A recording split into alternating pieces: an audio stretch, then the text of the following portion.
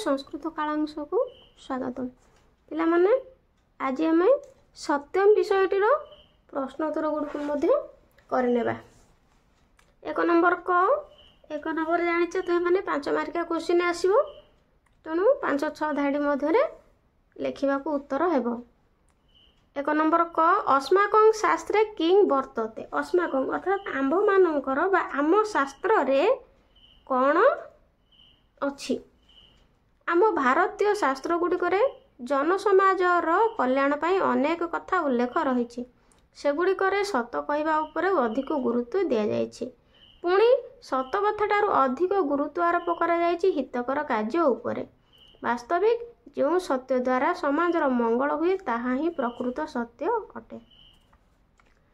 ख किं सत्यम सत कौन। सत कहवा द्वारा सत्यर प्रकृत रहस्य हृदयंगम करिहुए नाही। जो कथा समाज पक्षरे कल्याणकर ताहा वास्तविक वास्तव में सत्य अटे। जो सत कथा द्वारा समस्तंकर मंगल होता है ताहा वास्तव में सत्य। यह मुनि माने प्रकाश करिथिले। ग महामत्स्य प्राप्त ग्राम्य जना किम अकुर्बन। बड़ माछ बा विशाल माछ को पाइबा पई गाँर लोक माने कौन कले ना मुनि परामर्श रे गाँ लोके बड़ माछ धरिबा पई बा धरिबा को प्रथम दिन विफल हेबा परे परदिन सकाळे पोखरी कूଳରେ थिबा गछ गुडी को काटी सफा कले। पोखरीर बंध काटी जल निष्कासन कले और पंकोद्धार मध्य कले। घ पुष्करिण्या ग्राम्य जना किम कुर्वन्ति। पोखरी रे गाँर लोक माने कौन करती ना पोखरी रे गाँ लोक माने स्नान करती लुगा सफा करने सहित शौचकर्म मध्य करती। गाई मेंढा और छेली मानकु गाधोई दियंती सेतुरु पीवा पानी आणती एवं सेही पानी को रोषेई रे लगाती। ओ मुनि ही कथम असंतुष्ट भवति। मुनि कथम असंतुष्ट भवति। मुनि काहींकी असंतुष्ट थिले। पोखरी रे गाँ लोक स्नान करने सहित गृहपालित पशु मानक गाधे देउथिले रोषेई पाई पानी नेउथिले लुगापटा सफा करुथिले। मुनि मध्य सेही पानी रे तर्पण आदि कर्म करुथिले। से बारंबार लोक मानक बुझाउथिले मध्य केही तांको कथा सुनु नथिले सेथिपाई मुनि असंतुष्ट थिले। 2 नंबर किंग पिता जनाहा रुग्णाहा भवन्ति। कौन पी लोक माने बेमार रे पड़ती बा बेमार हुअन्ति ना पोखरीर दूषित जल बा पानी। केचन जनाहा कौन ताड़यन्ति। केतेक लोक काहाकू माड़ दियंती। काहाकू ना बालकटी को बा पिलाटी को बा कृष्ण को। कह भय न कंपते। किए भय रे थरु थाए कृष्ण बा बालकटी। घ कंपित कंठे न बालक किम बदत। कंपित कंठ बा कंठ थराई पिलाटी कौन कहिला। कौन कहिला ना सत कौन। बालक करे द्रुत मुनि ही कुत्र अनयत। कुत्र अनयत ना आश्रम आड़ को आनिले बा आश्रम को आनिले। बालक स्वनाम किमिति अवदत। बालक निजर नाम कौन बोली कहिला बा कौन कहिला कृष्ण। 6 पुष्करिण्या कह खेलती इति बालक अवदत।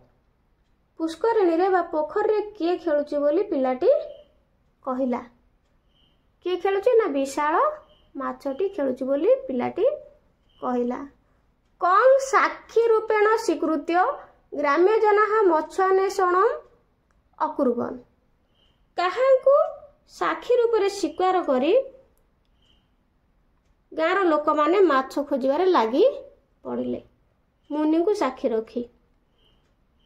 झ जने ही कस्य संधान न प्राप्तम। लोक माने कहार संधान पाइले नाही। कहार ना विराट माछर। कदा ग्राम्य जना नेत्रे निद्रा नास्ति। केतेबेले गाँर लोक मानक आखिरे निद्रा रहिला नाही। रातिरे रहिला नाही। 3 नंबर संधि विच्छेद मध्य करनेबा। सत्यात् अपि सत्यात् युक्त अपि सत्यादपि तदपि तत् युक्त अपि तदपि आश्रम मान्य आश्रमम युक्त अन्य आश्रम मान्य कश्चित् कह युक्त चित् कश्चित् सौविध्यम अनुभूतम सौविध्यम युक्त अनुभूतम तदनु तत् युक्त अनु तदनु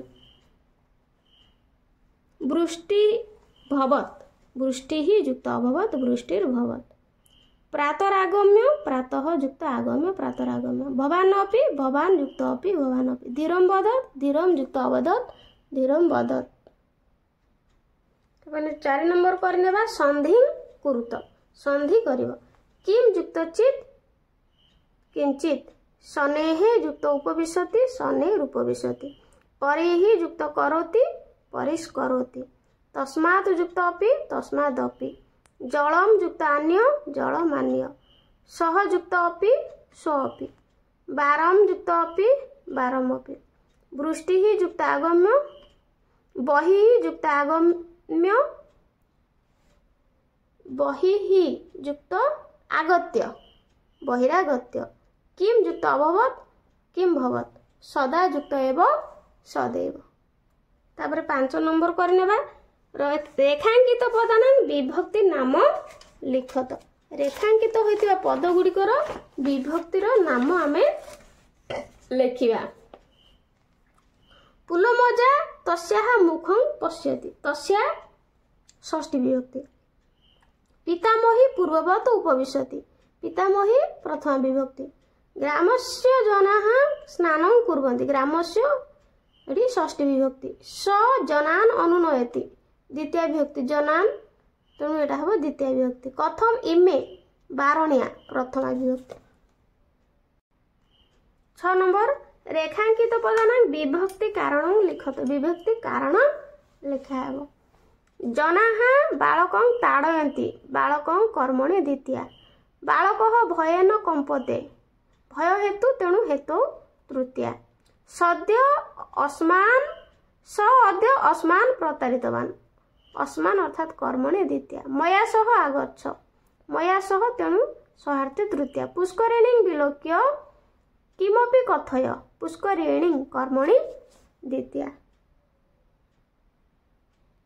7 नंबर करनेबा वाक्यानि रचयत वाक्य रचना करियो भयन भयन अर्थात भयरे भयन कंपते बालः सह सहित त्वया सह का गच्छति अनु माने पछरे मातरम अनु पुत्रः धावति किम कोण तत्र गमनेन किम यथेच्छम मन इच्छा यथेच्छम मा बद बहिः बाहरे क्षणं बहिः गच्छतु परितः परितः अर्थात चारिपटे गृहं परितः पुष्पवृक्षाः सन्ति निकटे अर्थात निकटरे मम निकटे धनं।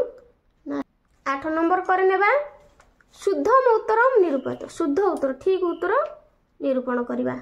8 नंबर क पितामही कुत्र उपवेश्य जबमग्नः अस्ति कुत्र नावलिन्दे बारंडारे ख ग्रामस्य जनाः कुत्र स्नानं कुर्वन्ति कुत्र पुष्करिण्या ग प्रदूषितं जलं पीत्वा के रुग्णाः भवन्ति के न जनाः रुग्णा भवन्ति घ बालकः कथं कंपते क्रन्दति च आनंदेन दुखेन भयन क्रोधेन भयन क्रन्दति च।